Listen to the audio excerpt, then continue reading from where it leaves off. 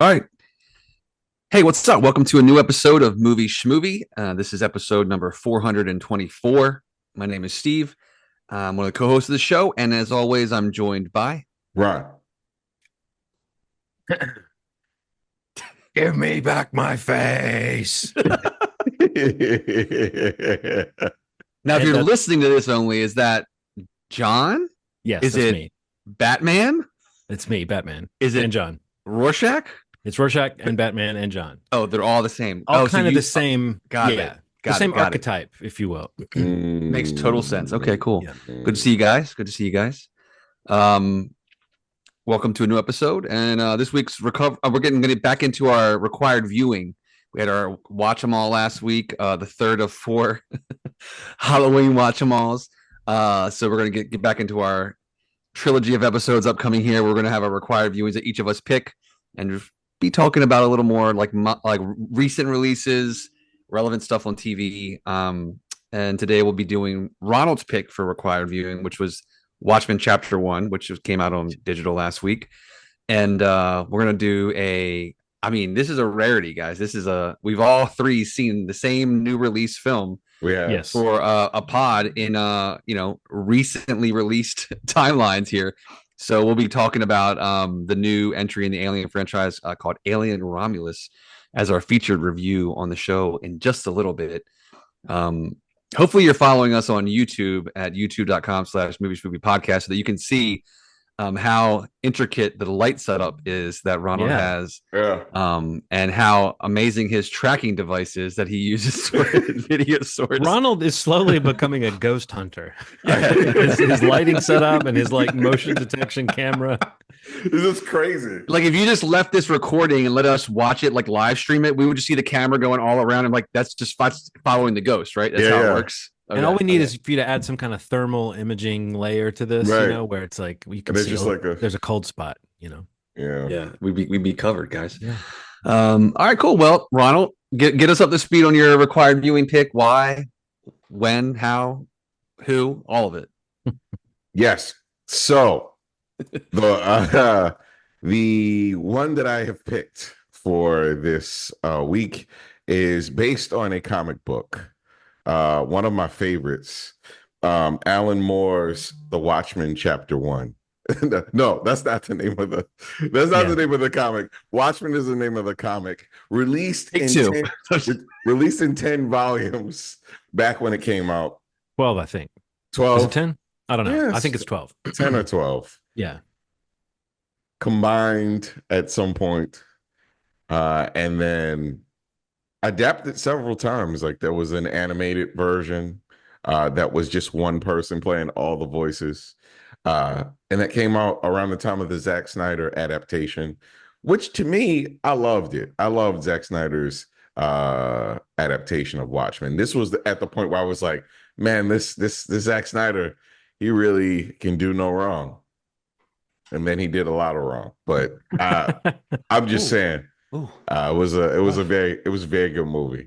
I can confirm that it's 12 just because I just looked at my graphic novel that I You have got your graphic novel here. And of course it's 12 because it corresponds with the watch or clock face. Yeah. Yeah. You're absolutely right. 12 volumes. Now, this animated version seems to be maybe the first 4 or so. It seems because I think there's or maybe half. I can't. It's weird. half.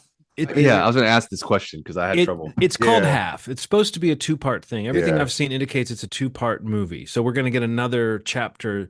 But I think if you look at the comic, which if we want to do a little micro, let's get physical. Got to hold it up. Oh, it's doing the thing that it does to you, Ronald. Oh, Yeah. man. I'm gone. Well, just believe it. You've seen this in every bookstore in America. We believe the you. Watchmen graphic novel.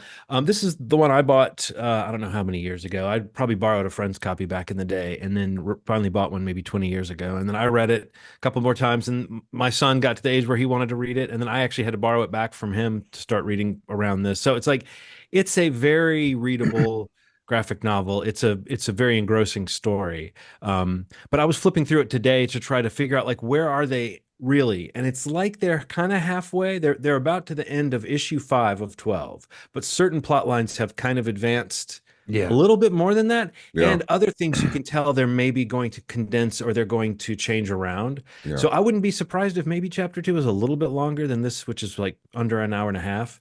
Um, but I don't know. Maybe they'll continue to condense it and keep it kind of moving. So it's still not like a full adaptation Yeah. of the story or of the comic, but just from a visual standpoint, it's maybe the closest visual adaptation we've had of this material. Were you familiar with the graphic novel before you saw the? I guess you were just saying you saw the movie first, right? Or had you Me? read the graphic novel? Yeah. No, I'd read the graphic novel maybe 3 times before I Okay. saw the movie. But it happened. I'll never forget it. I was doing radio in DC, and we were talking about just comics and how much I like comics. I was just randomly reading stuff.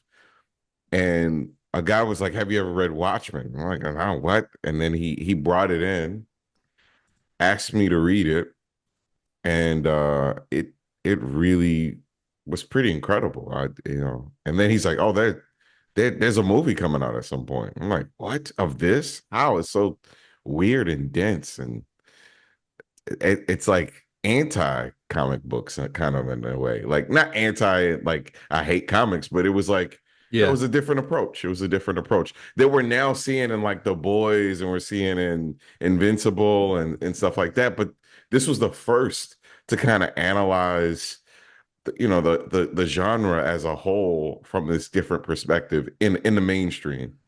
Yeah, um and to kind of comment on what was happening with comics at this time, like yeah.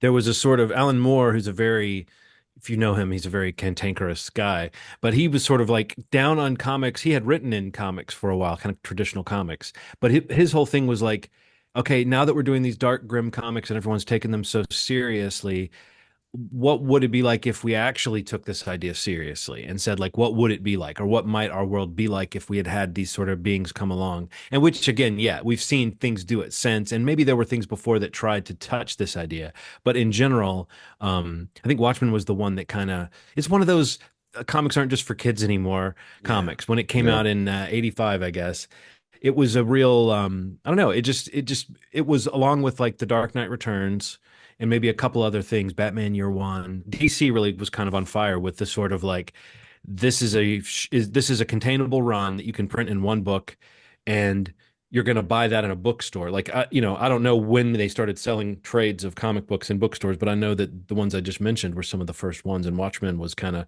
just taken seriously, like a work Yeah. of literature in a way that a lot of comics aren't. And in some ways, it's so dense, Ronald. Wouldn't you say, as a comics reader, that like it is almost an argument for how you can't ever really capture the quality of a great, if something works perfectly as a graphic novel, Yeah. you can get close, but you can never quite capture what's on the page in a movie. You can do it in a different Yeah. way. Like Zack Snyder's movie is very faithful in certain It's so ways. faithful, and so is Um, this. yeah, I mean, this is extremely faithful down to Yeah. the look, but I just mean even Yeah. Zack Snyder kind of being the visual stylist that he is, Yeah. he did something very, very true to the comic in a way, but Yeah. not in another way, because his visual style is so bombastic. It doesn't fit the kind of deconstruction that the moody deconstruction that the comic is. And I think this version is a little bit closer to that sort of almost noirish tone Yeah.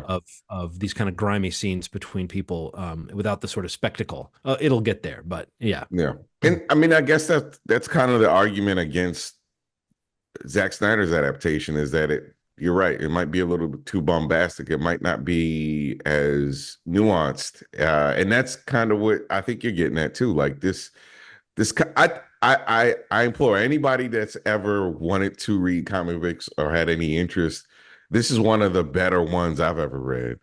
It's just really sharp, interesting. It has a lot of action, and it has a lot of like things that make you question the Yeah. morality of some of these people. I mean, Yeah. there's an assault that happens that's spoken on. I think the movie does it a little more graphically, but yeah, You mean there's the this. movie, the Zack Snyder movie, Oh or yeah, oh this yeah. animated version? These are both movies. Yeah. The live action movie Yeah. does a little more graphically, but yeah, it's interesting. I've always been very attached to this idea anyway of who's going to police these people that are the most powerful people on the planet. You know, Yeah, who watches the Watchmen? who Being watches the Watchmen? You know, it's the kind of buzz yeah, phrase that is like graffiti in the film. But it also does that thing. I feel like a few superhero kind of not parody.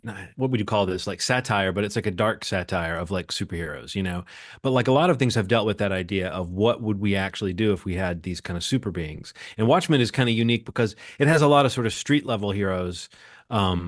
With like karate chops and gadgets and yeah, stuff, but there's only one really like mutate, like a guy who's basically a mutant yeah, whose power set is so expanded. He's like one of those super overpowered characters from the comics. And I think that the fact that you've got Dr. Manhattan in there, it makes these other things you don't really think about the fact. I mean, maybe Adrian uh Veidt is like meant to be like super intelligent in some kind of extra special way. But other yeah, than that, there really aren't that many characters that are superheroes in the strict sense. So that makes it kind of the moral question is really, it's a lot like I was saying about the dragons on House of the Dragon, where if you have a Dr. Manhattan, then you basically have the atom bomb. You know, you basically have a weapon that can't be beat. yeah. And what that does to the world and the fear that people have because of that. Like we've seen people explore that, but I think Watchmen does it in a uniquely kind of moody and downcast and sort of depressing way. Steve, what was your first exposure to this? I know that you haven't read as many comics as we have, but I'm sure Yeah. you were aware of it just as a guy who knows pop culture. Yeah, I mean, I'd always like, the iconography of it and even the characters. I had awareness of it and who the characters were. And I guess the story in general, I had never read it. I actually watched, I did read it after seeing Zack Snyder's Watchmen. Oh, Mhm. cool. And yeah, it's incredible. Honestly, I'm a fan of pretty much everything that's I've ever consumed that has to do with the Watchmen. Yeah. I That's would say dope. don't forget HBO's adaptation as well. Amazing. So Yeah. good. Like that is like top tier HBO production Yeah. for me. Like that was yeah. So honestly, like it's there was a general awareness just from like the pop culture waves that it had made, and then I really enjoyed Zack Snyder's and even the whatever it's called, like the director cut, the extended cut. I think is incredible of it, and then read the graphic novel or the comic, and then I thought HBO's was great. But yeah, this is just like another thing where I love the alternate reality of the 80s, and there's events or like kind of in the same orbit of things that this reality that we live in has experienced. And I love the idea of like the multi-generational approach to what the superheroes do Yeah. or didn't do, and Mhm. how they approached the way that they took on uh that mantle of like taking care of everybody or protecting everybody or whatever they saw it as being, whether that was being leveraged by the government or by local municipalities or just their own set of morals individually. I also thought that was like so interesting and gray. I like Mhm. that piece of this movie or this source material even. Uh but yeah, I don't know. I just like watching this version, the animated version of the Watchmen. It's just like there's nothing really truly different about the experience of watching it. It's like another option of seeing how faithful something could be to the source material Right. in this animation style and kind of like looking like the graphic novel or the comic looks is really fun. And I thought that was great. Um, I really liked all the voice performances were really good and really interesting casting, and what they were doing with their voices were really interesting. But all in all, I think my big takeaway was like this is a fourth experience of watching this story and still being like, I fucking love this story. Yeah. Yeah. Like I feel like it's just 4 for 4, and maybe you just can't get it wrong because it's so good. Like the source is so good. Yeah. And splitting it into two halves, like John was kind of saying earlier. I don't know what the best demarcation points of the source material was going to be to make the best adaptation of it. I'd say the one thing is like in trying to figure out if it was 2 or 3 parts, or it seems like I've read the same that it was two halves. But if this comes out in like 6+ months from now, like that's the big downside of me watching this. When I looked it up Yeah. and it was like 2025, that to me was the thing where it's like, oh God, like You know. what was the right way to approach this? Maybe like an episodic show or something, but I hate that feeling of like, I know the story, but I'm so into this approach to the story that I want to see the second half like now, and I can't. Which kind of that's the only downside of this experience. But I thought this part one, chapter one, was awesome. Honestly, like I couldn't stop watching it. The day you picked it, I like got it, and I was watching it that night, and I was like, "This is fucking great, man." The Yes. story is so good. Well, I kind of saved it, but I knew I was going to be able to get into it. And then when I saw that it was 88 minutes or whatever, and then I saw that it was supposed to be half, I really was wondering, how is this not going to be kind of rushed? And I think you'll notice some Yeah, things they really faithfully adapted. I feel like most of the first issue is very faithfully adapted. Everything up to um, the sort of they've kind of set up the world, and there's just a little bit of a like a reveal, and then we move into the kind of generational aspect of uh, the women and right. the mother daughter relationship. Um, but I thought, oh, okay, so maybe this is just the first three issues because that's what you had said, Ronald, and it felt like, oh, that was about a half hour for an issue. Okay, they're doing a really faithful version of this, and then it started moving things around more and I was like, oh, okay, I see kind of what they're doing to make this maybe a little more cinematic. It doesn't feel like they cut anything that was super like most of the things that I was looking forward to seeing, I saw hinted at in the this is becoming a thing now, these movies that end with a trailer for the next part, but the trailer that was after the credits Yeah. Yeah, showed a lot of things that I was like, oh, okay, so they are doing this point or that point, but it's just not in this part. So yeah, I wondered the same thing, Steve. Like it almost felt like an arbitrary stopping point. It wouldn't have felt so weird if we were going to get an episode next week, or if it was going to right, be a right. month from now that the next part drops or something. But the Yeah, fact that it's an ambiguous moment, it did sort of feel like I wonder why they ended it there, unless they just ran out of like they. It I don't know. It didn't feel like an orchestrated like they didn't make it into stopping. like two complete halves where it leaves you with a complete feeling. It was definitely an open storyline with a cliffhanger. So yeah, I wondered about that decision and I wondered why. But I don't know. I think that like the animation style is something that I'm still getting the hang of. I thought there were some parts where like when people were walking into a room where it was glidey and it looked like they had like they had like a really simple computer model that they were animating over for some parts, but Right. a lot of times it reminded me a lot actually of the What If animation that has been on the Disney Plus show, where it's like there's moments of really dynamic like line drawings and action that looks really like old fashioned animation, hand drawn animation applied to comic book panels, and it's just really Yeah, glorious to see when that really works. And then there's the kind of stilted parts. This is a talky story, so there's a lot of people just walking into a room talking, so maybe there's not as much crazy animation that has to be done. I think the style works for the sort of let's look at this as close to a moving comic book as you can get. right. But I still think that like there was something about that that would occasionally bump me with, like I said, if you just notice when like two characters would walk into a room or one character would walk away, there would be this kind of like as though they were putting lines over a very primitive animated model that was moving a little too smoothly. Yeah. But in general, I think it's a pretty successful approach. Like I remember thinking that was one of the things that made What If interesting was when it worked, the look was really cool. Yeah, Um, and when it doesn't work, it does feel like, oh, this is a new form of, I mean, I'm not really knocking it. I guess I'm just saying this is a new era of a kind of budget animation they can do that's not quite fully animated in a CGI sense, and it's definitely not fully hand drawn, and it's not this brilliantly orchestrated hybrid the way that uh Spider-Verse those movies are. But it does have yeah, moments that really pop visually. So whereas there would be occasional shots I'd be like, that didn't look so great. There would be another shot that was just like really beautifully lit. Like the moment when Rorschach comes into the comedian's apartment through the window to yeah, investigate. There's like a shot where he kind of perches on the windowsill and he's like Yeah. barely lit by this like neon light. It was just really cool animation. And it reminded me kind of on the heels of watching The Plague Dogs. It reminded me at times of that sort of approach to like, okay, maybe these people don't have 300 animators working for a year to make this as beautiful and full as it could be, but there's right. a dynamic visual sensibility that you can definitely see come through that yeah, I'm glad to see animated movies. I mean, it's an adult animated film, and you like you said, Steve, we know the story.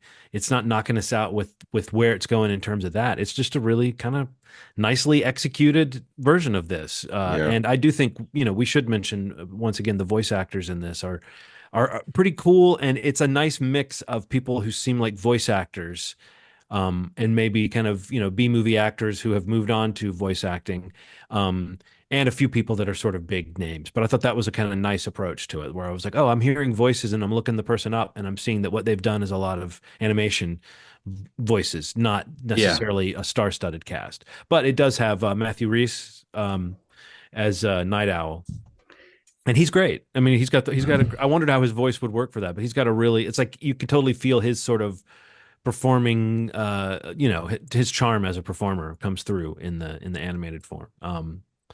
So yeah, but yeah, I wish I knew when we get part two. Yeah, I was bummed. I mean, I knew that there was, yeah, okay, this is part one, chapter one or whatever. I'm still watching. I'm like, I need more. It was Right. very, very, Well, I very mean, I think good. if it had been like 2.5 hours, you wouldn't feel that way. No, no, I wouldn't. But the fact that it's an hour and a half makes it feel very like brisk. Yeah, there's such a simple shot that I loved from the comic books where Rorschach is in Night Owl's apartment with the beans, I love and it. his Mhm. mask is it's like hungry. Mhm. His broken kind of speech. I mean, it's not broken. It's like real, like to the point. And I loved when they showed him prior how his voice was a little different. Like he was a little less jaded. He was before he started losing all of his friends. He was a little more like you know ambitious and happy about the world and Yeah. it's cool stuff like that. I love the little at the end of that scene. I just looked up to make sure I got the line right where Night Owl asks Rorschach as he's leaving, um, those were some great times when we used to team up, whatever happened to them. And Rorschach says, "You quit." Yeah. Yeah, yeah. That's just so like, because Rorschach is that great stealth, he's everything wrong with the world character, but you Mm, kind of like him and you kind of root for him, but he's awful. Like, especially in this one, they lean into how like reactionary his ethos is and how much he takes that kind of vigilante idea and really exposes you to the sort of, like Dirty Harry or Travis yeah, Bickle or any of those guys that we think of as like vigilante justice. They all would have a very kind of reactionary, sort of right wing kind of angle to them. So some of the stuff that Rorschach says that feels like it's taken from that playbook, it's like, oh yeah, he doesn't like the dirt on the street, and to him, the dirt includes a lot of the people on the street. yeah, But I think he's an interesting character. But I don't know, I can't see him and not think about how many people seem to miss the point of him. And maybe I'm wrong, but it seems like a lot of people think he's like a cool vigilante and kind of the hero of the story instead of like he's a doomed tragic figure that we like in some yeah. ways, but we also see how terribly broken his worldview is. Which again is a thing Alan Moore was interested in doing. He was like, I'm going to take the cool vigilante, but I'm going to show people that this guy is like Right. truly dangerously nuts and not someone you should admire necessarily. Yeah. But that doesn't mean the story doesn't wrap around that kind of friendship and I don't know. There are moments of lightness and levity and like friendship in the story, but it's a pretty bleak it's a pretty bleak vision of the world. And I think when I was 13 or 14, whenever I started reading it, um, it hit me really hard because I just hadn't read that many things that were, that many comics at least that were that just grim. That scene with the woman he got pregnant hit me so much harder. Oh, the Like, comedian. yeah, the comedian when Yeah. he's like Oh in the yeah. bar, it felt different. And he's like, you could have stopped it. You could have made the Oh gun man, that's turn this. crazy. I was Yeah, like, yeah. If what? people don't know and have no intention of watching it, there's a moment where the comedian, another guy who's just a real scumbag, but there's some weird soul to him because he's so full of regret. I don't know. It's one of the more powerful versions of that I can think of that I've seen. The guy who's awful, and yet there's something about him that you see why people like him, and you see all sides of him, and the story judges him. Of course, he's terrible, but it lets you judge him, like it lets you come to those conclusions just through watching his behavior. It doesn't Yeah, like, I mean, he's a pretty unambiguously awful guy. But the worst thing we see him do in part one, well, let's make a list. But the most sudden moment of violence when he shoots the woman that seems to be carrying his child just to kind of clean up the situation. Yeah. Um, that moment is insane. And yeah, it was really, I mean, that moment of violence, like I was thinking, oh yeah, this is why this is an adult story. This violence is not the, fun kind of action fighting. This is like Yeah. She breaks a bottle and takes it to his face, and then he shoots her, and it's like shit. But that Yeah. what he says to Dr. Manhattan is insane. Like, if you really cared so much, you could turned the gun to steam. Um, Yeah. And it also made me realize that I really liked Matthew Dean Morgan. Is that Jeffrey Dean Jeffrey Morgan. Dean Morgan. Jeffrey Yeah. Dean Morgan? His He was great at portrayal, that. yeah, and Billy Crudup's Dr. Manhattan. I That just cast is pretty really, great. yeah, casting that live action movie is just out of this world, man. Yeah. Patrick Wilson, are you kidding me? Patrick I think Wilson was so good. I liked him then. I think I love him now. So I think if I saw that movie now, I would be Yeah. even more locked in. But I think he Definitely. does a great job of kind of like, when those we all know when those good looking actors relax their gut and stick their gut out. Yeah. It's an insult to those of us who have to hold ours in. But no, I don't even know if I thought about Patrick Wilson that much at that point, and now I Right. have such an appreciation for what he does. Um, After Fargo and the Conjuring movies and all that, where I've really come to love him. So, but no, I think this is like you kind of hinted at it, Steve. This is another version of the story we've seen well, and everybody who does this seems to be trying to show in some way some kind of fealty to it. Now, the Watchmen show on HBO was the least faithful. But in other ways, kind of spiritually, thematically, maybe one of the most faithful because it got to do in one season, it got to kind of do what the graphic novel did, which is tell its own story on its own terms and not lead to anything and not apparently connect really directly to anything. So I really like the way that show approached the spirit of the book. I don't know if that might be my favorite version, but of the other, I don't know. It's tough to say. Like, I like something about the Snyder version as well as this. It's fun to like just talking about it, think about that cast. I could watch that movie now easily. too. I think the HBO version of it only because it had so much room to like kind of open up, Yeah. and they kind of did their own thing with it a little bit. I just feel like, and I don't know, I just the way it tapped into like a you know historical events a little differently, like in, Yeah. this reality, and ties it into that, like that I thought was really relevant to now, uh and just like the last two episodes, I felt like of that series was just like I was just floating watching it. I felt like Yeah, like much like the character in the episode, I was floating. yeah. No, the shootout scene, that Yeah. whole Oh scene my is so God. so incredible, and I think the way that storyline is sort of the Ugh. romance of that feels really powerful in the television version, and that's where you get the, Yeah, Regina King man. is so great in that, and Tim Blake Nelson is so great in that, and Gene Smart's in that, right? Yep. I mean, that's Yep. just a fantastic cast. It's People that we insane. now know Yeah. are ringers. Yeah. Yeah, I mean, that's definitely the one that if I had to say which one is like, because of the way they updated it and even the way they brought it around to like the sort of secret history that linking it to a different kind of history, and opening up the writer's room. That's one of those famous examples of where Damon Lindelof has said that that season definitely benefited from him listening in the writer's room rather than trying Yeah. to run the show with his own ideas from the word go. So I want to rewatch that. I feel like I want to watch the live action movie and then I'm going to watch the TV show right after. I mean, yeah, let's do a little we'll check in. We'll do a little The question is, who watches The Watchmen? It's Movie Schmovie. Yeah, hell yeah. who watch 'em all's the watch 'em all. The watch 'em all men. That's what we are. No, thanks for picking this one. I initially was like, oh, I don't know if I'm ready to watch another version of Watchmen, like when you first picked it. But then kind of what Steve said, once I started thinking about, an animated version of this story that, Yeah. like, it was very easy for me to sit down and start watching it, just knowing the strengths of this thing. Yeah, that was cool, man. And yes, read the comic, folks, if you are at all curious. It's as good as they say, and it's an interesting thing too because I was looking at the comic. I guess the comic is still the best version. I mean, if I really am saying what's the best version, the comic.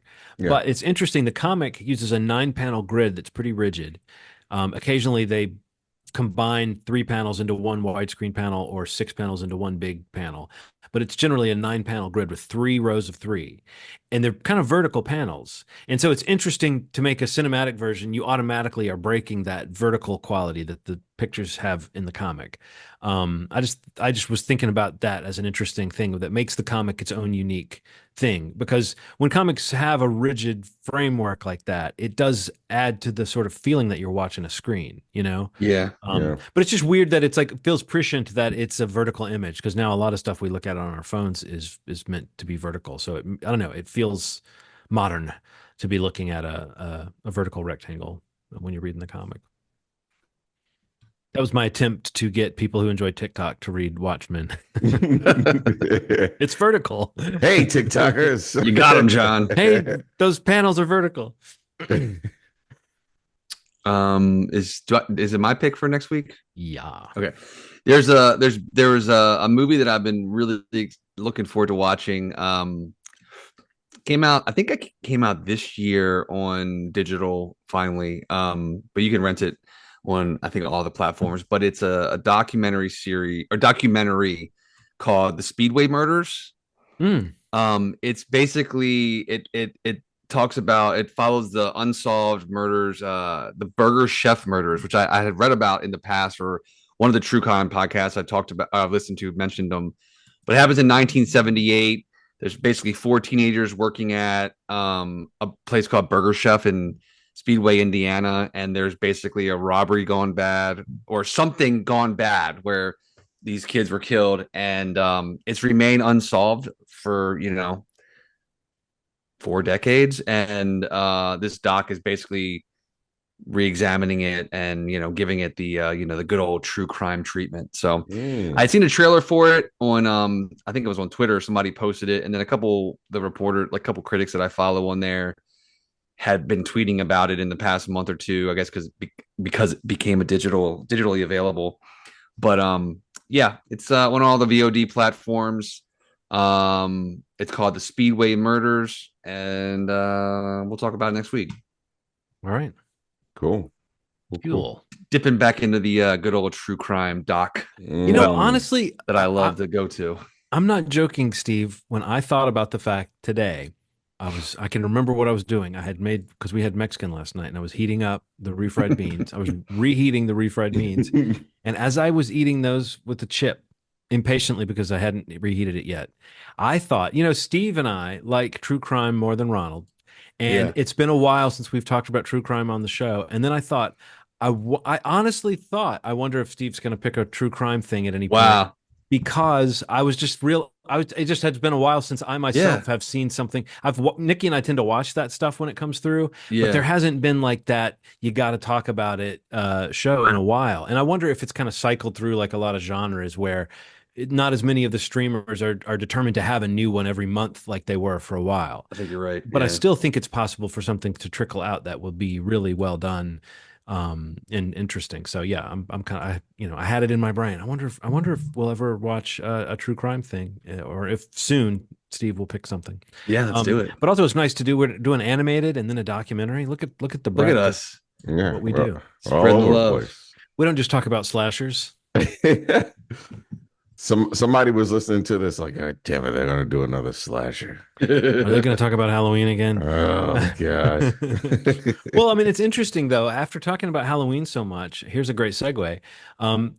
As I've always said, that's the sign of a great segue, is if you say that in the middle of your segue. Here's a segue. But like the Alien franchise is another franchise where they have taken a lot of different ways, different runs at it. Like for a while there, it was the franchise where you get a different director in to do a totally different thing.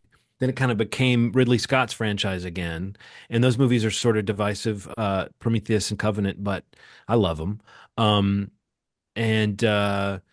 They've also got Alien versus Predator. So I don't know, there's a lot in the air about Alien, and there's a lot of sort of, you could easily do a watch 'em all with that series and have a similar sort of ride of like, look at what these 3 movies are. Look at what these 3 movies are. The way that it kind of moves through cycles. And then, suddenly we have a new one that is, I think by modern sci-fi epic standards, 80 million doesn't sound that expensive to me compared to other movies we talk about. Right. And it made back its budget and then some within a few days of being released. But Alien Yeah. Romulus, um, our buddy Fede, is it Fede? How do you say his Fetty. name? Fede, is that it? Fede Alvarez, who we love for the Evil Dead remake. Yeah, man. And he's done other things that are good, but that's the main thing that made us excited, I think, or as we said on the show, for his take on the Alien, whatever you want to Yeah. call it, franchise mythos. But yeah, so this is an interesting movie because it has a lot of things it can pull from. And Alien is one of those franchises where there's always the threat that they're going to do a, oh well, these movies didn't happen, or well, these movies didn't happen kind of move. So I think my mind was totally open as to what Alien Romulus was going to be. All I knew from the trailer was it seemed to be preaching a kind of back to basics approach in terms of what it was trying to show us. But I don't know, I know that we've talked about these movies. You love Prometheus, Ronald. I have reason to believe you love the earlier Alien movies, at least, Steve. What one of you guys just jump in? What were your thoughts going into Alien Romulus, and then what was the movie like for you? Oh, so I went in feeling good. I mean, the trailers were impressive. Just kind of scaling back the story. It's just like an abandoned ship. Let's go through this abandoned ship, see what's on it, and then craziness happens. So I was ready for that. Would you call it craziness? Would you call it hijinks, Hijinks. shenanigans? Uh, yeah, definitely shenanigans. And with that came a lot of Fetty. He's good at this sort of environmental sort of horror, like he's good at atmosphere. So I didn't doubt that Fetty would come through with that, and he delivered on a lot of levels. There were some issues I had. I had some real issues with some of the characters and some of the development of that stuff, but overall, I mean, I'm not going to be obsessing about those flaws. This is a fun fucking movie, and I really enjoyed it. It was action packed. Some may even say too action packed,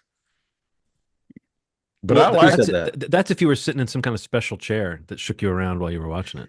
Yeah, so full disclosure, I saw this thing in XD box. So XD is Cinemark's surround sound. It's an enhanced version of the audio system. But then on top of that, this was synced to a D box sort of technology. It's basically I can only compare it to like a ride chair. Like you get in and it Yeah. reacts based on what's happening. So if a ship's going, it vibrates. If the ship shifts, then you shift in your chair. It moves pretty violently when high pressure situations come up. So it was an adventure. So it felt like I was essentially at Universal Studios watching a movie, and it added something to it. But overall, I loved it. I honestly loved it.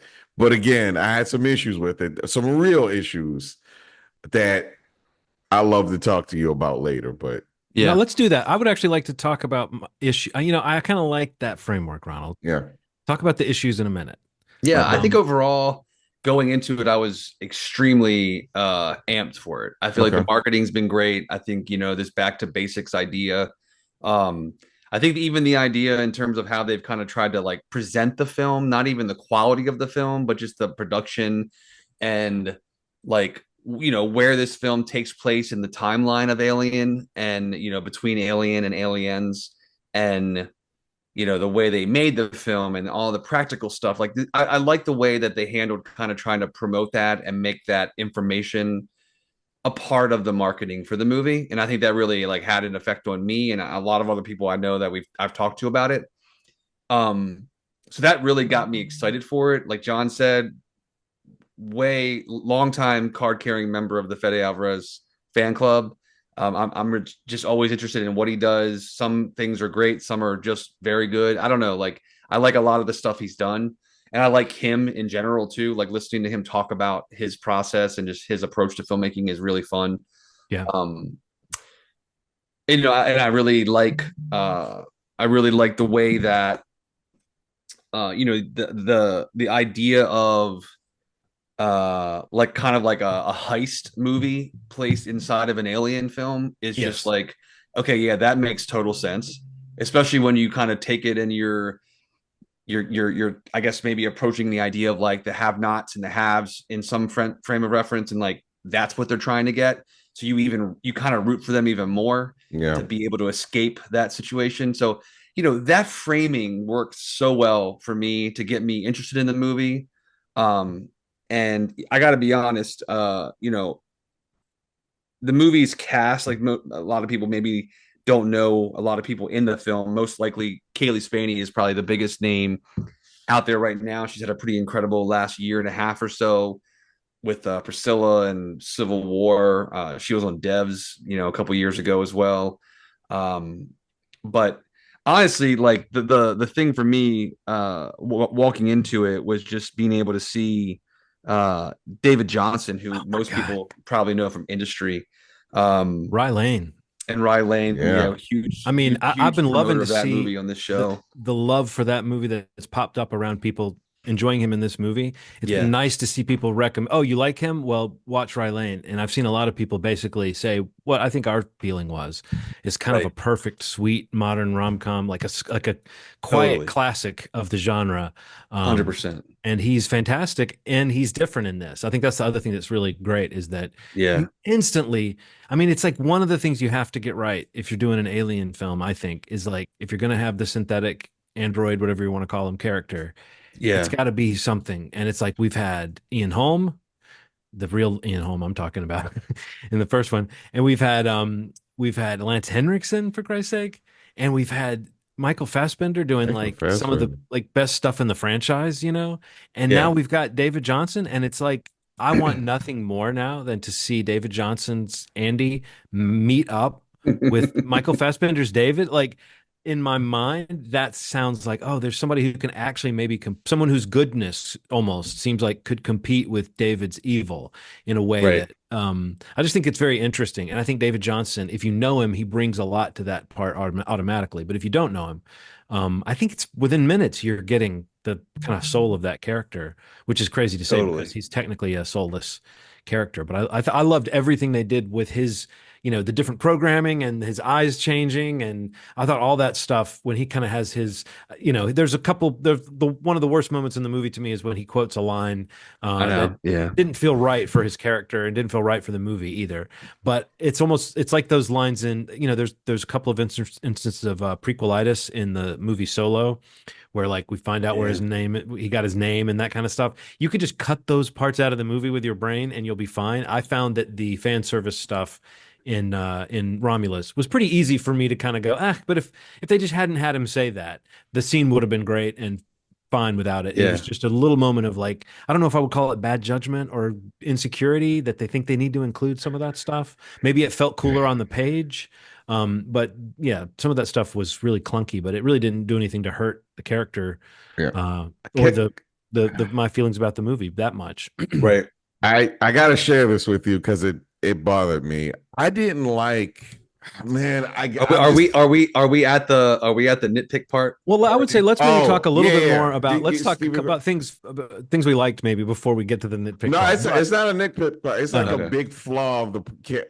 I didn't like this. This bothered me the entire movie that he was like a Lenny character, like Lenny from Of Mice and Men. Like I'm like the black synthetic is here, and he's like, but I'm like, I could do without this. I could do without this. It bothered the shit out of me, and I know that it's probably going to bother other people. So I have to get that off my chest. Oh, see, I loved that. Like to me, that made him so endearing. I hated it, man. That we found out, but we get different versions of him. I mean, later he's not that way later. So I like the other version. That's what I'm saying. I didn't like the Lenny version. I love the. Well, but I mean, is that a feature or a bug? Like that you're supposed to early on see him as like shaky and kind of damaged because the whole thing of him being salvaged is like a character point, Yeah, but I'm not arguing against what you're saying. I'm just saying for me that feels like part of his arc is all I'm saying. Is like that he starts off one way and ends up another way makes him interesting. Yeah, I don't like the idea that like they were like this black one. Let's make him up and put him in our house, and I didn't like any of that. That made me really uncomfortable. And that's a trope in everything where there's a black person, where they're like, oh he's a troubled youth, so come to our house so that we can take care of you. And I'm like, I don't want to see this in a fucking space. I don't want to see this in space. So that bothered the shit out of me. But I love him. Like I knew from the trailer that he was a synthetic just because he's the only one that could carry this movie in that way. Like he's the only one with the acting chops to take this. I was like, somebody in this group has to be a synthetic, right? He's the one. Nobody can take this on the way that he takes this on. Like he is an acting force. Like, you know what I mean? Yeah, like, he's great. He's kind of. You can't leave this movie and not feel. I mean, you could say whatever you want about like, they're both great. I think Right. I do think they're both great. Yeah. But from 10 minutes in, I'm just like, yeah, this is the one. Or that's the character at least that I found the most interesting. I mean, even the arc of that character and the conversations about, the plans to leave him behind or have to leave him behind. And, that was so fucking sad. Like the mathematics of like, how many people would live if one was sacrificed. Like the way that character just changes so much to the movie, in terms of an arc for a character that's even a synth or an android, whatever it's properly called, when you get a chip put in and new programming is learned, and and that's not even voluntary. And I like the idea of kind of approaching that even with Andy's character, because immediately he's in that scene when they place that chip in his head and he like looks up and his eyes roll back and everybody's freaking out and she's just like, oh, he's just rebooting. Like I just love the tension in that because just before that is when he's like hearing about the fact that they're going to leave him behind, and it's like such a switch that's turned. And for that next run of this movie, you get to see another flavor of this actor as this character, with an element in the story added to make it even more rich. I love that, man. That piece of it was so good. I don't know, like overall, like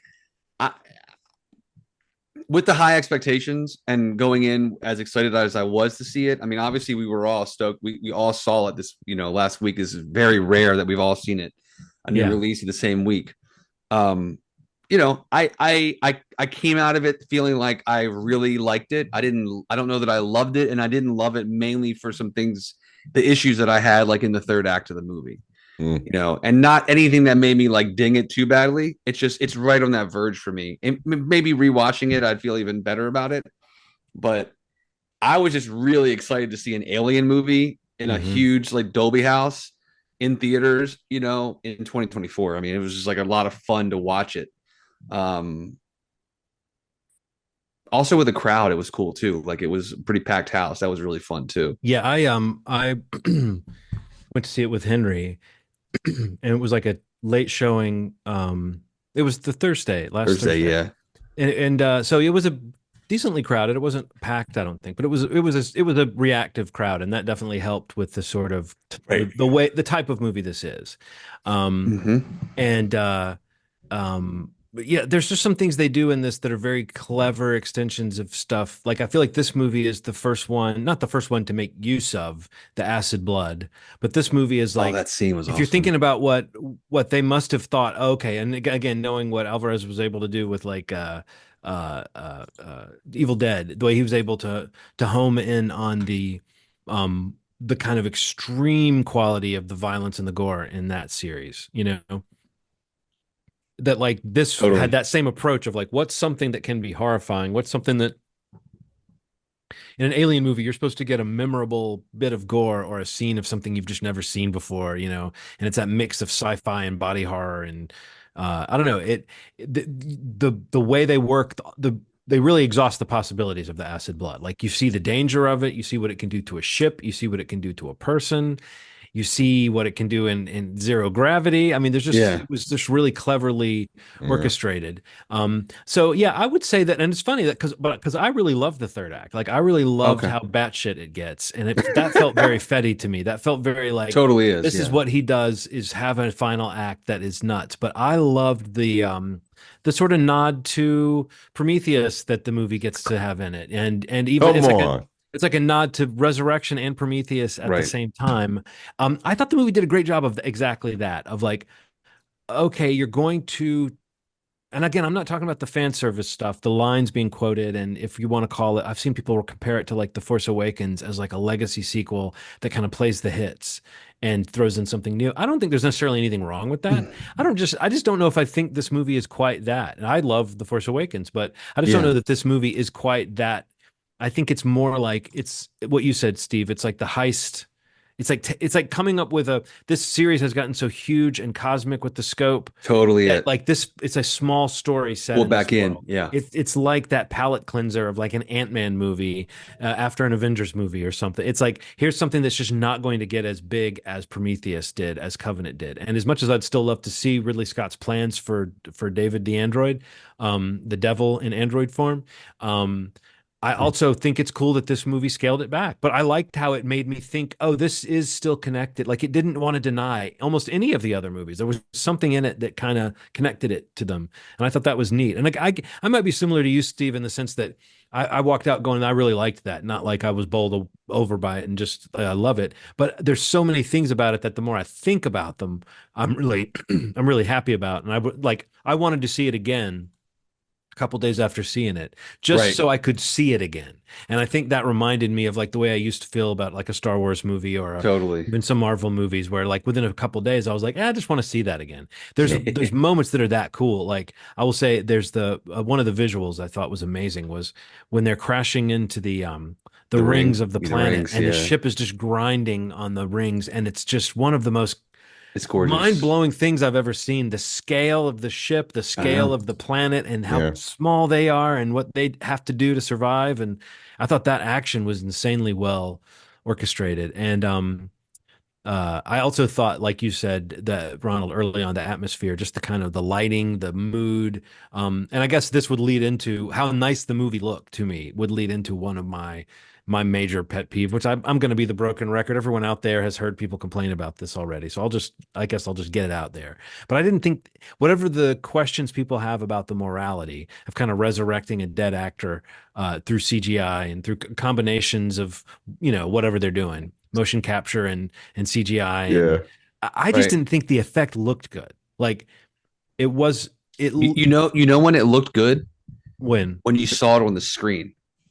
it did look better on the It screen. did look Yeah. really But good it on the still screen. looked like pixels in the Yeah. world. Like I when it was agree. I cutting agree back with and you. forth between David Johnson and the android, I was like, Look. he just doesn't look like he's not lit the same. He doesn't match the grain and it was weird to me that it was that, especially because they've always done synthetics as just an actor. Yeah. And any actor would have been fantastic. We wouldn't have even have to have been someone that we've seen before. But knowing that there's a guy named Michael Fassbender out there that it could have been, that would have been pretty cool. I think it also might have been fine if it was another model of Andy. Like if we're trying to make this the movie where this all goes on, I just Yeah. feel like it was a Yeah. weird calculation. That's like the moment of fan service to say we're going to throw in this character from another movie, and that didn't matter to me, and therefore it didn't seem worth it to go to all this trouble to do this sort of uncanny valley thing. I've seen people defend it and say it's supposed to be a malfunctioning, glitchy android. It's not supposed to look real. But I think even before when they've done malfunctioning androids, it's looked like it's part of the world. So Yeah. that to me Yeah. was like, I just didn't like that failure of judgment. And it did kind of stick with me a little bit, especially given how huge that character is. I mean, compared to what I expected, it wasn't just one scene. It's sort of like one of the villains of the Supporting. story. Yeah. So I think I would have appreciated that a lot more if it had just been like some cool British actor or some, if it's going to be a recognizable face, fine. But that just seemed like a weird choice to me. And I Yeah. think that I've seen so many people bag on the movie because of that I'm like, okay, well, you know, that the estate approved it, whatever. It's a matter of taste that I don't agree with, but I'm not offended by it on moral grounds the way some people Yeah. seem to be. I just wish it was a better effect. I think about the idea. It's funny you say that. As I was watching, I was like, this was supposed to be a Hulu movie. I'm like watching this, Right. like, Yeah. God damn, this looks like insane. So like, while I did annoy the shit out of me that he looked kind of strange, and it was, it's weird. It wasn't even that. It's one of the better effects that I've seen for someone that doesn't exist anymore.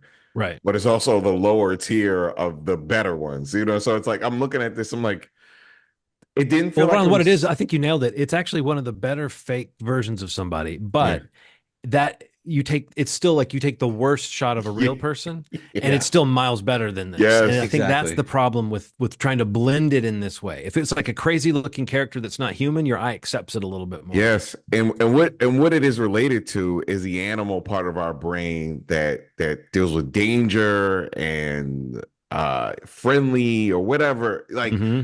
the part of our brain that can process, oh no, this is camouflage, this thing is trying to hunt me, or this is fake, or there's a booby trap ahead, you know what I'm like, Yeah. that part of your Yeah. brain gets nagging, and it's like, this is not right, this is not right, and that's why we obsess with it so much, because it's like, and if we were all hunting together, you'd be like, that is fake and this is a booby trap. And then, Imagine being like a cave person, walking through the woods.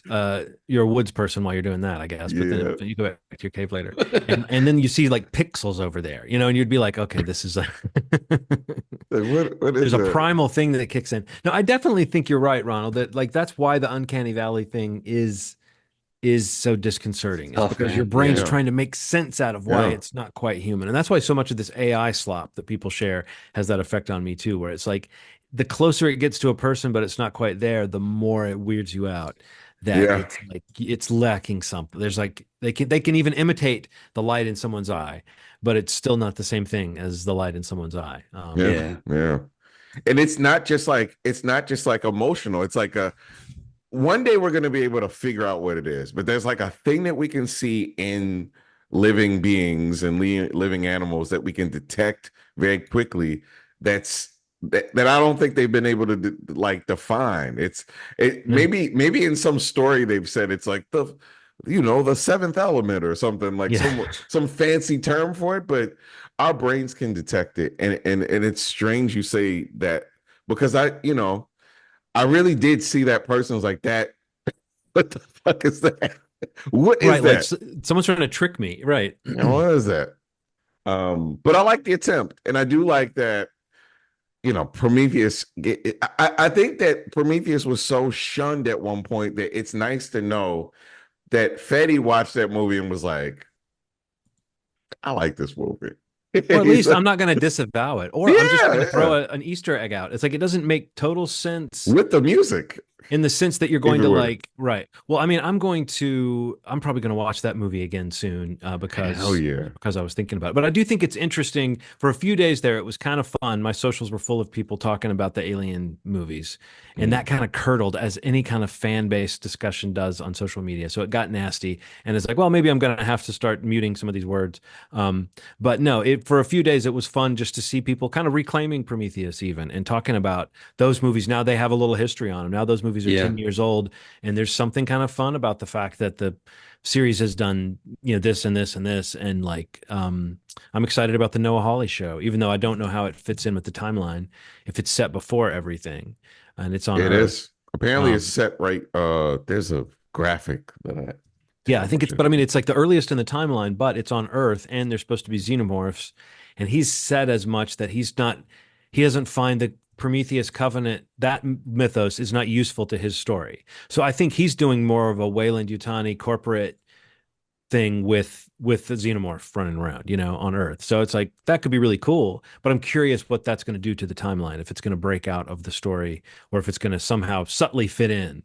But yeah, no, it's an interesting franchise. I'm always, I think Alien is a movie my dad liked when I was a kid. He didn't love a lot of like horror or a lot of like, campy sci-fi, but this was one that he would talk about with sort of hushed tones, like it's just a classic film, really well done. Yeah. And so I think I kind of grew up feeling like it was great, and I've always had that feeling that an alien film there's something, there's the potential at the very least for it to be extremely special whenever they add to this story. And there is something elementally horrifying. Talk about primal fears, the xenomorph or whatever version of it we get in different things. It's always, yeah, I mean, fuck them. You really wouldn't want to go up against Yeah, them. yeah. It The whole was idea of the apex predator, and it's kind of an animal, but it's also kind of smart, and yeah. there's a cleverness to it. I don't know. It's very Or if it has baby teeth. oof. What the fuck was that? What the fuck was that? I wanted to Yeah. spit on the ground. I was like, what the hell is this thing? Spitooey. I guess like kind of for me, I did really appreciate like kind of all these nods to the different films or like even just the story beats of some of these other films in the franchise. I think where it kind of like just lost me a little bit in that final act. Yeah, it is crazy. It goes all over the place, but it almost felt like too much to me to try to say, okay, like it felt like they gave me like an alien ending with the xenomorph like fight. And it Yeah. felt like there was an aliens ending, with the guns and the, like you Right. got the gun that locks on and then you had a bit of like you said, John, like a bit of a nod to Prometheus and Resurrection. And it's like, I guess it works, it's fine. But like I just felt like I guess I didn't feel like it was building that far that quickly You in didn't, you that didn't you didn't feel like it was escalating. You felt like it was just kind of adding on. exactly. Yeah. And it No, felt like it wasn't like, yeah, that's a great way. It was not escalating. It was just like, oh, there's another thing to deal with. it just keeps going. No, I know what you mean. Exactly. I kind of Exactly. felt that like I think when I'm saying I love how batshit the ending was, there was a sort of exhausting quality to it Yeah. that I felt again was maybe a thing that was working for me was the whole idea of shit, these people can't, they keep trying to like, it's almost like the credits started to roll and then we'll Right. go and something else would happen. So I think that might have been something I kind of enjoyed, but I do think I was starting to feel that, oh, this movie is getting, in the last 20 minutes of a lot of movies is when you start to feel the length of them. Yeah. And if there is a feeling of an ending like that false bottom climax, it's very alien to do that. But it's Yeah. also that can make you feel kind of exhausted watching the movie where it feels like it just keeps going. The story keeps spilling out in different directions. Yeah. But no, I liked our lead characters that we got out of it. And I like, I can kind of hear what you're saying, Ronald, now about the Lenny aspect. I didn't see it as a negative of the character though. Like when I looked at Andy at the beginning, I didn't see him as like, oh, he's like I just thought it was nice that she was kind of a humble person, and the only reason her family owned a synthetic was because it was like a broken one or whatever. I thought that was kind of interesting. But I do think at the end of the movie, the way they're very much like their roles have changed and they're kind of partners in a sense. Yeah. Yeah. I thought that was a really cool way to, again, he's kind of the stealth lead of the story in some ways. And I think that like, that's just neat. I didn't expect that going in. And it does seem like you have to have a short brown haired white woman though, if you're going to have an alien movie or short brown haired, not a short brown haired woman, Yeah. but a woman with short brown hair. But she was good. Yeah. And I thought that She was really good. there was a lived in quality. I've heard people talk about the character types as kind of generic, but I don't know. When we got that first scene of everybody kind of hanging out and it was like a young crew of new actors, I got kind of excited about that aspect of the movie. I liked too. I liked the little crew. And I think it's fun to see that guy who plays the kind of asshole, what was his name? Uh, uh, uh, uh, Bjorn. Um, I thought it was interesting. I liked the fact that he was sort of the easy first kill, and he actually had a little more moxie. Yeah. I just thought that was an I like that interesting too. thing. Like Yeah. I felt the rhythm was he would be the first to go, and it would be an easy kill. But instead, he actually fought, and you see why he's fighting. I think there's Yeah. something that some people think is like subtle, but I felt like it was pretty obvious Very that he clear. was supposed to Very be the clear. dad Yeah. of the baby. That Of his cousin. that Kay is holding, and like what I didn't pick up on was that they were cousins. Like I missed that Yeah, line, they said that earlier. Yeah. but I did catch the sort of he's really working to protect her. Yeah.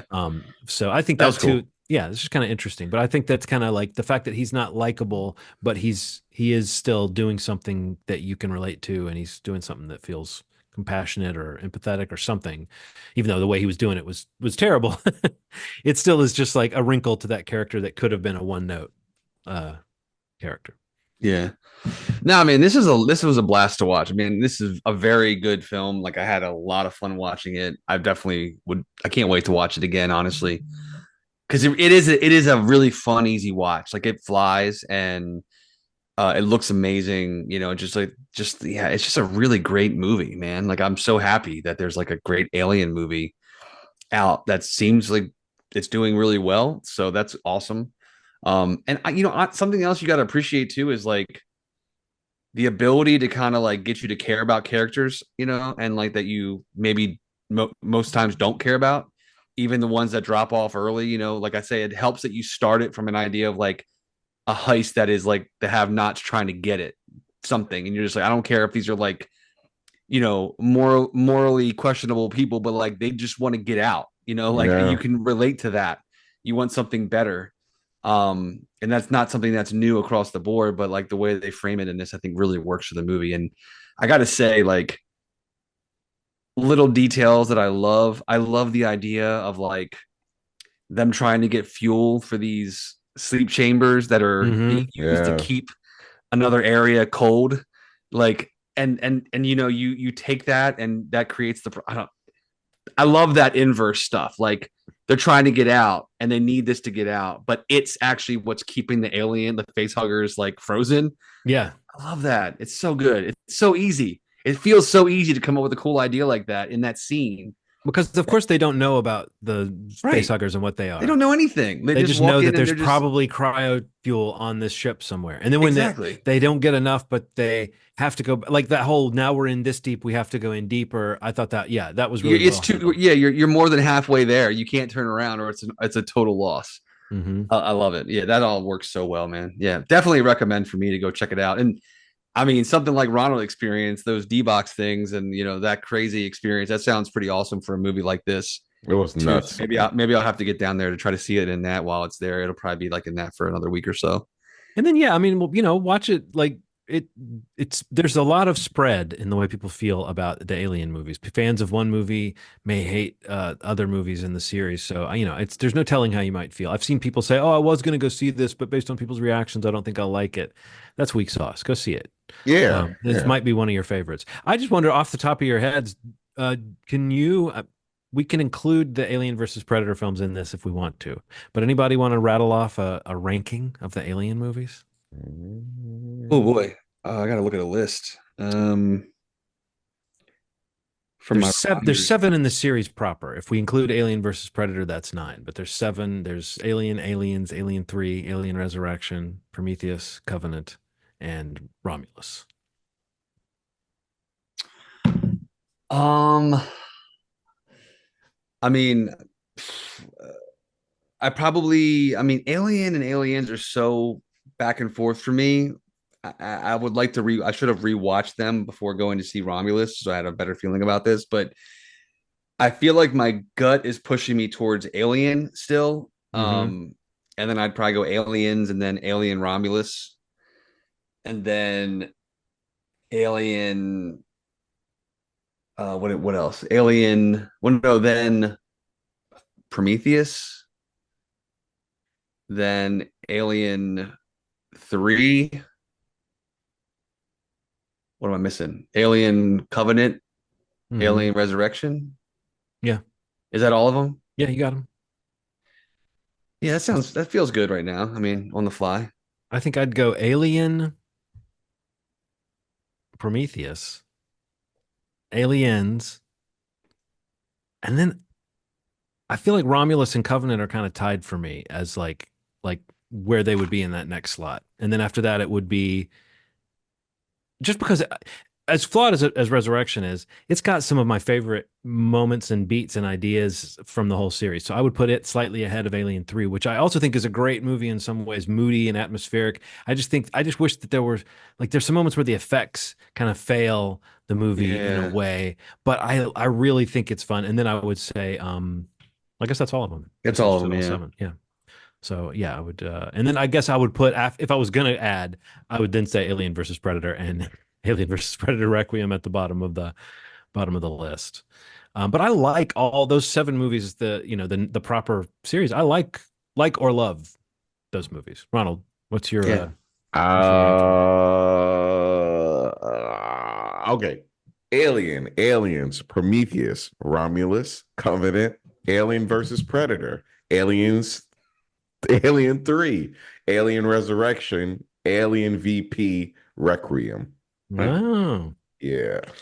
So our the top four is pretty cemented. It feels Yeah. like, or Yeah. it's something around that ballpark. Yeah. I think we all like Aliens, Prometheus. Well, I'm and saying though, Romulus. but to say of seven movies, you have the seventh entry in the top four. I Yeah. mean, Yeah. consistently among us. I mean, that's success. I think. Yeah. It's Honestly, a great damn movie, that's a man. good success right there. And honestly, looking it up now for anybody, 80% tomato meter, 86% popcorn meter, like for audience score. Ain't That's bad. great, man. That's Yeah. really good for sci-fi horror. Yeah. That's a high rating.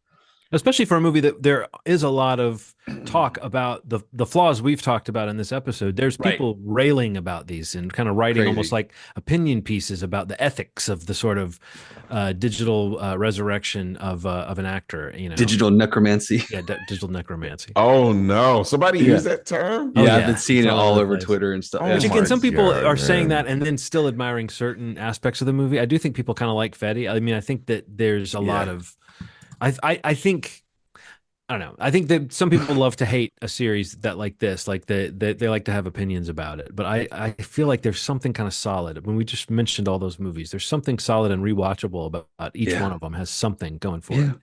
Yeah. Totally. Yeah. So it's in theaters. Go see it, everybody. Yeah. Check it out while you can. Anything else you guys want to mention that you've watched this last week before we wrap up? Nothing. I saw a movie called Oddity. How was that? Oh, Yeah, really pretty good. It's very odd. Like the texture of it and the pacing of it is very like, it's very like weird scenes, like moments where you might expect like a music sting or something or a transition, and there won't be one. And then other scenes where the sound design and the sounds, it's a supernatural thriller. So it's like what's happening on screen might be making this noise, or it might be part of the sound design. And so it was kind of an oddly paced movie in that way. But there's a couple of really, really solid scares in it. There's some really creepy moments, really creepy scenes. I think in the end, it's a very satisfying kind of ghost story, sort of revenge story. But it's a really odd one. I mean, I guess the movie's called Oddity, but I mean, beyond that, it's got an odd feel and odd pacing to it, and some really interesting performances that really kind of carry it over. So I wouldn't really want to say too much about the story, except just to say if you're a horror fan and you're looking for that kind of odd, almost quirky, supernatural story that's got a few different levels. There's like a weird wooden statue that is a creepy thing in the story, and then there is a like a murder mystery, and then there's a kind of a ghost story part. I don't know. It's got lots of different ways of creeping you out. Like there's a guy in a mask that's one of the scariest moments I've seen in a movie recently, and then there's also a ghost face that appears a couple times that really freaked me out. So it's got some really good scares, and it's an eerie, strangely paced movie. And I think it honestly, what I was thinking about when I was watching it was, oh, this is one of those elevated movies that's got the goods. Like this is like an elevated horror in the way that it's shot and presented, but it also has like good traditional scares and some crazy violent things that happen, and it's kind of modulated. Something happens every 10, 15 minutes. Once it gets going, it kind of, it doesn't just kind of sit there and try to creep you out the way some elevated horror tries to do. This actually has some gruesome stuff in it. So Wow. if I just encouraged you, I would say check it out. But Yeah, I do want to see this. get ready This for sounds like the good. first 10, 15 minutes to be a little weird and off-putting and confusing, and understand that you're going to have answers to all your questions, before it's over. I Oh, mean, Most you've of them, convinced me. I want to see this. Yeah. I'm like looking it up right now. yeah, I've heard good things about this even before you said that. And then, yeah, when it came out, I did get it last week on digital, but I haven't watched it yet. So it'll make its way up the list. A really cool double performance from the lead actress, whose name is what's her name? Carolyn Bracken, who plays twin sisters. It's a cool It's a cool turn. Awesome. I wanted to mention the new Apple TV series, the Bad Monkey with Vince Vaughn. Mm. Really enjoying that. As of recording this, there's been 3 episodes released. So the first 2 came out last week and one this week. But this is kind of like it's a comedy. He plays a detective or a former detective who is now a restaurant inspector in South Florida in the Keys, who kind of gets pulled into this murder investigation and this world of corruption and greed and crazy Florida stuff. And Mhm. but Vince Vaughn in the middle of it, and it's a comedy and it's very funny. That sounds great. And it's the first 3 episodes have been great. Rob Delaney is also in it, and Natalie Martinez is in it, Michelle Monaghan, Zach Braff, Jesus. Jodie Yeah, Turner it's crazy. Smith. It's a really great That's cast. a big cast. Yeah. Yeah, I mean, it's really, it sounds like I really- was impressed by Zach Braff, but it wasn't that. It was just all the No, other. it was the Braff of it all. I know. Not even a big Braff guy. I'm just surprised there's that many big names in it. No, I've seen people talk about this. Like people seem to be enjoying Vince Vaughn kind of doing his thing in this. That's exactly it, man. He's so. I mean, it's just he's the best at that, I think, and he's just like, yeah, that's a nice little reminder of it. And yeah, 3 episodes in, it's great so far. I think it's a Bill Lawrence show. I think yeah, Bill Lawrence. But yeah, so check it out. It's on Apple TV Plus. Again, there's 3 episodes out so far, so you can get caught up, and watch the rest of it with us, maybe. There's this meme of Snoop Dogg. Just look up Snoop Dogg Don't Miss. I think about Apple TV. That motherfucker don't miss. It's like Snoop Dogg saying this for like in the heat of battle, he don't miss. Yeah. It's very good. And I think about Apple TV. Like I really like Bad Monkey. Like I checked out the first 4 episodes or so. Okay, cool. You have access to it. Yeah, it's atmospheric. It's goddamn good. It's like he brings this energy to every scene that's so you think he's playing it one way and then he does something really weird. I know. Like what he did to the neighbor's house. Like what the I know, it's wonderful. What's the matter? It's so fun. It's so fun, dude. Yeah, it's incredible. I love it. It's fun to watch. I can't wait to see how it, winds up turning out. Oh yeah. Man, to our listeners, real quick, Long Legs is coming out on PVOD. Yeah, if you hear the sound of my voice on a Friday, yeah, Long Legs is coming out. I'm really excited about talking about that, even though it's not like a pick that we had. I'm for sure gonna watch it and talk about it next week. I'm excited. Well, no, it'll be good to do a segment. I saw it and talked a little about it. Steve saw it and talked a little about it, but we never really covered it. So maybe next week we'll do a little, because I think it's worth talking about now that we all have seen it. That's exciting. But that's fun. Did any of you see Cuckoo? No, I want to see that so bad. Like I saw that too. I wanted to get to the theater to see it. Like I was going to try to see it for this episode, but I did not. Okay, well, we can hold that. I saw that too, so maybe we can talk about if anybody else checks. Oh yeah, I will definitely see it. Yeah, I'd like to talk about that one. Yeah. Okay, cool. I'll save it. Well, you're cuckoo for not mentioning that you saw it before now. I mean, I didn't want to give too much away. I want to save something for next week. Okay. Dan Stevens. Oh, I also will just say I saw Inside Out too, and I can't wait to see it. I cried 3 times. I didn't think it was great or anything, but the big Pixar moments that it hit were solid Pixar moments, and the overall cleverness and inventiveness of the way they expand the world. It's almost too much going on. It's so clever and it's so packed with little concepts that have to do with the sort of world they created in the first movie. They expand on it and add to it in funny, interesting ways. But it was almost overwhelming how many new ideas they add to it. It didn't have the kind of simplicity of like the first one as far as the emotional through line of it. But the story is it's another relatable. I mean, you get the concept. It's another stage in the life of somebody, new emotions coming in. They really do go for the tear ducts in a few of these big moments. And as a parent who with a slightly older kid, but a kid who was kind of growing out of being a kid, I mean, I was not even prepared for how much this movie hit me in those moments. When you think about what a kid is going through when they're trying to parse, going from being a kid to being something else. So yeah, it really got me. Very good. All right. Well, I think that'll wrap it up for this episode. Movieshmovie.com is the website. You can go there to listen to every episode we've ever done. You can subscribe to the podcast in audio form if you like, on whichever your preferred podcast platform is.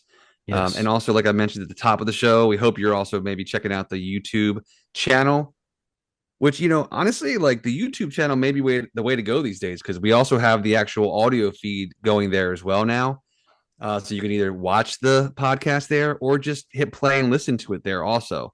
If you don't have the ability to continually watch the greatness that we all offer visually every week, you can at least hear it, and you can still do it right there in your browser. So yeah, youtube.com/movie schmovie podcast.